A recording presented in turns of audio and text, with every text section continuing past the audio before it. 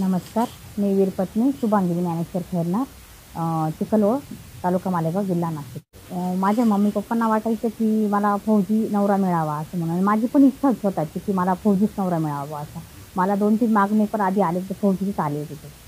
तर म्हणून मला फौजीच नवरा मिळाला. 15 एप्रिल 2008 मध्ये माझं लग्न झालं. माझं ते तेव्हा ते 45 दिवस सुट्टीवर होते.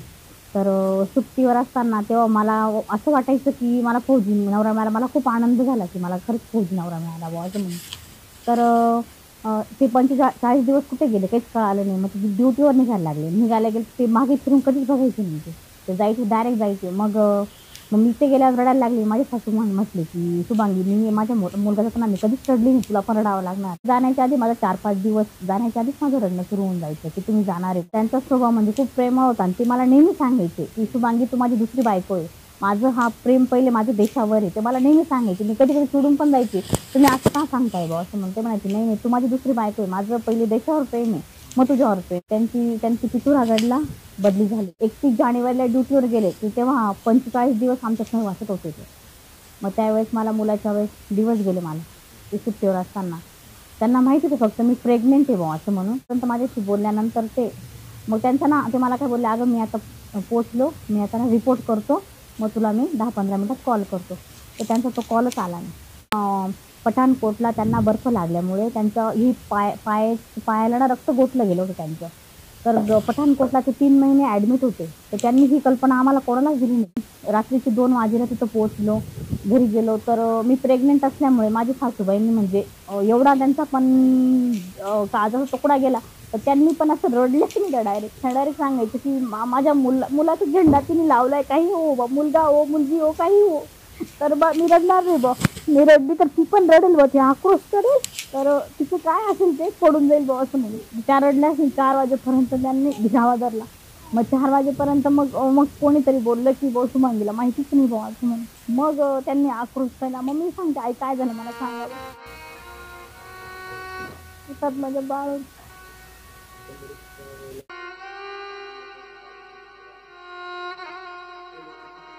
त्यांचं असं झाल्यावर मी 8 महिन्यात माझ्या मुलाला जन्म दिलेला. संघर्ष तर मी विसरणार कसं केलं नाही केलं. 5-5 मिनिटात बेशुद्ध होऊन जायची. कारण माझं वय पण काहीच नव्हतं. मी तेव्हा फक्त 21 वर्षाची होती. मला कळतही नव्हतं की नवरा शहीद काय होतो. आणि नवरा जेव्हा माझी लाईफ सुरू होण्याच्या आतच म्हणजे एंड झाली होती. मला काहीच कळत नव्हतं. माझ्या मुलाची तो तर म्हणतो की मम्मी मी जाईल बा, पप्पांच्या जागेवरच जाईल बा, मी इंडियन आर्मीतच जाईल बा. आणि मुलगीचं पण स्वप्न आहे की ती पोलीसमध्येच मी जावं बाबा, मी काहीतरी करेल बा असं म्हणून. यार तू कुंकू लाव, तू का लावत नाही, तुझं वय नाही येईल. आणि जगामध्ये वावरायचं म्हटलं म्हणजे तर सगळ्या गोष्टींना सामोरं जावंच लागतं. माझ्या मिस्टरांचाच आदर्श आहे. माझ्या मिस्टरांच्या आदर्शावरच मी उभी आहे असं म्हणायला हरकत नाही. आणि उम्मीदही मिळते की नाही बुवा कुठेतरी माझे मिस्टर जे आर्मीत होते, तर ते माझ्यासाठी खूप काही करून गेलेले ते. असं नाही की मला उन्हात टाकून गेलेले, पण फक्त कुठेतरी त्यांची उणीव ही भासतेच. पॅरेंट्स मीटिंग असायची स्कूलमध्ये, तर सगळ्यांचे मम्मी पप्पा असायचे. मी एकटीच होती. तो मला म्हणायचं, का गं मम्मी पप्पा का बरं नाही येत. मी त्याला लहान असताना सांगायचे, अरे पप्पाला ड्युटीवर आहे. मग काहीच त्याचे काही मुलांचे पण वडील फौजी मध्ये सांगायचे, अगं मम्मी सांगतात की पप्पा ड्युटीवर येता, माझे पप्पा काय येत नाही. मग त्याला कळायला लागलं. मग सांगितलं, अरे दादा पप्पा आता आपले कधीच येणार नाही, ते देशासाठी शहीद झाले. असं वाटतं की माझ्या बाबतीत लोकांना असं वाटतं, अरे काय तिला पैसा मिळाला नवऱ्याचा, तिला पेन्शन आहे, पाणी आहे, तिला काय गरज आहे कोणाची, ती गाडीवर फिरते. पण लोक हा नाही विचार करत की ती छोट्या तिने 1.5 महिन्याचं दीडपान केलं बुवा, त्याला मोठं केलं. त्याला तिने चांगलं शिक्षण, चांगल्या स्कूलमध्ये टाकलं, चांगलं शिक्षण देत आहेत. लोकांना फक्त पैसा दिसतो, दुसरं काहीच दिसत नाही. म्हणजे आपल्या स्वतःच्या भावना लोकांना काहीच कळत नाही की अरे ही जगत कशा असेल. नाही तेव्हा माणसाला जो विचार आल्यानंतर तर डायरेक्ट माणसाची 2-2 दिवस झोप उडून जाते की झोप सुद्धा येत नाही माणसं. लोकांना फक्त पैसा दिसतो. आमची संस्था आहे वीर नारी वीर माता बहुउद्देशीय सेवाबाई संस्था, रेखाताई खैरनारी चालवता. मला पण आधी असं वाटायचं की ह्या जगात देवाने माझंच वाईट केलंय, मला असं वाटायचं. मग जेव्हा मला रेखाताई भेटल्या, रेखाताईंचा कॉन्टॅक्ट झाला, बाकी सगळ्या लेडीज भेटल्या माझ्यासारख्या, तर मग तेव्हा मला वाटायला लागलं, अरे नाही मीच नाही या जगात, माझ्यापेक्षा पण काही बऱ्याच जणी, काहींचं माझ्यासारखं पण झालेलं आहे. तर मी त्यांना सांगेल की तुम्ही पण स्वतः खंबीर व्हा. खंबीर होऊन तुम्ही उभं राहावं तुम्ही इथे. असं म्हणू नका की आपले मिस्टर नाही, आपल्यामध्ये ते आहेतच, आपल्यामध्ये आहेतच ते. हेच मी सांगू इच्छिते. मी तर घातलेलं नाही मंगळसूत्र. पण मला तर माझी ती इच्छा आहे.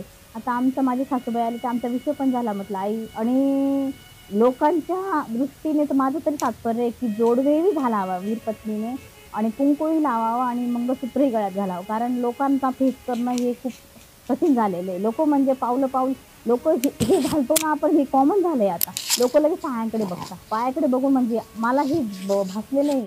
तर मग मी आता घालते पण. मी आता 2 वर्षापासून जोडवेही घालते, मंगळसूत्रही घालते, हळदी-कुंकवाचे कार्यक्रमही अटेंड करते. मी असं मला म्हणत नाही की माझे मिस्टर नाही बुवा. माझे मिस्टर माझ्यामध्ये आहेत आणि ते अमर आहेत त्याच्यासाठी. ते आमच्यात आहेत. एक म्हणजे ते जेव्हा शहीद होता ना, तेव्हा अंत्यविधीला इतकी गर्दी असते अफाट म्हणजे पूर्ण तालुका, पूर्ण जिल्हा आलेला असतो. तेव्हा सगळे भाषणं देतात, की आम्ही असं करू, आम्ही तसं करू, परिवाराला आम्ही ही मदत करू. पण काही नाही ते क्षणिक असतं त्यांचं. फक्त जास्तीत जास्त 1-2 वर्ष असतं ते. नंतर ते ढुंकूनही बघत नाही, की त्या परिवाराने जेवले, का ते मुलं कसे राहत आहे, तर ती बाई कशी असते किंवा त्याचे आई-वडील कसे असतील, ते लोकं लक्ष देत नाही. फक्त त्यांना असं वाटतं, की अरे हां, त्याच्या आई-वडिलांना एवढा पैसा भेटला, त्याच्या बायकोला एवढा पैसा भेटला, ते काय मज्जा करताय, त्यांना काय लागतं तो गेलाय. पण जो व्यक्ती जातो तो म्हणजे मागच्या परिवाराचं पूर्ण आयुष्य उद्ध्वस्त होऊन जातं. फौजी हा लाखात एक असतो ना, फौजीची बायको ही 10 लाखात एक असते. त्यांचं स्वप्न पूर्ण केलेलं आहे आणि त्यात म्हणजे त्यांची इच्छा अशी पण होती, की माझ्या आई-वडिलांना तू शुभांगी अंतर कधीच देऊ नको. मी त्यांना कधीच अंतर दिलेलं नाही. त्यांचा मुलगा बनूनच मी राहिलेली आहे. आईंचा फोटो माझ्या डीपीलाच आहे. डीपीला आमच्या दोघांचा म्हणजे त्यांनी मला कधीच असं म्हटलं नाही, की आमची सून आहे बॉस म्हणून. मुलीसारखं त्यांनी पण मला जीव लावलेला आहे. म्हटलं, की मी गाडीवर चालते ना, तर त्यांची प्रतिमा मला आरशामध्ये दिसते. ते माझ्याशी हसताय. मला असं नेहमी वाटतं, की माझ्याशी नाही तुम्ही आरशात बघितलं का ते माझ्याशी हसतात आहे. माझ्या पाठीमागे ते नेहमी आणि मला मेन म्हणजे मला सांगायचं असं आहे, की मला एवढी डेअरिंग नव्हती. मी फक्त 12वी झालेली होती. मी मालेगावात लहानची मोठी तरी 12वी झालेली आहे. त्यांचं असं झाल्यावर त्यांनीच मला हिंमत दिली. तेच माझ्या स्वप्नातून पण ते मला सांगायचे, की तुला शुभांगी तुला उभंच राहावं लागेल. तुला आई-वडिलांना पण सांभाळावं लागेल, मुलांनाही सांभाळावं लागेल. तुला उभं राहावंच लागेल. मी माझ्या सासूबाईंना सांगते, की त्या जर असं रडायला लागल्या, की तू असं-तसं. मग मी त्यांना सांगते, की आई, की जे झालं ते झालं. पण देवाने आपला एक रस्ता बंद केला, तर एक रस्ता उघडा केलाय. मुलगा दिला आपल्याला. मला मुलगा दिला तर आपलं काहीतरी मावळलेलं होतं, उगून गेलेलं आहे. म्हणजे आमच्या याला वंश नव्हता. वंश पूर्ण बुडून गेला होता. तर देवानेही तो मुलगा दिला तर वंश झाला बुवा. तर त्याचं नाव मी वंशज्ञान म्हणून ठेवलेलं आहे. त्याचं नाव वंशज्ञान. त्याच्या पप्पांचं पण नाव येतं, माझं पण नाव येतं, त्याच्या दीदीचं पण नाव येतं म्हणून त्याचं नाव वंशज्ञान ठेवलेलं आहे मी. जय हिंद. जय हिंद. माझं नाव वंशज्ञान ज्ञानेश्वर खेरनार. मला इंडियन आर्मी यायचं आहे. माझ्या पप्पांचं स्वप्न पुरं करायचं. स्विमची भेटली, मेडल भेटलं बॉक्सिंगचं गोल्ड. पुण्याला गेलो होतो मी. ड्युटीमध्ये ते आर्मीत होते काय बोलता इंजिनिअरमध्ये होते ते JCBचे इंजिनियर होते. पप्पांचं तिथे मम्मीचं तिथे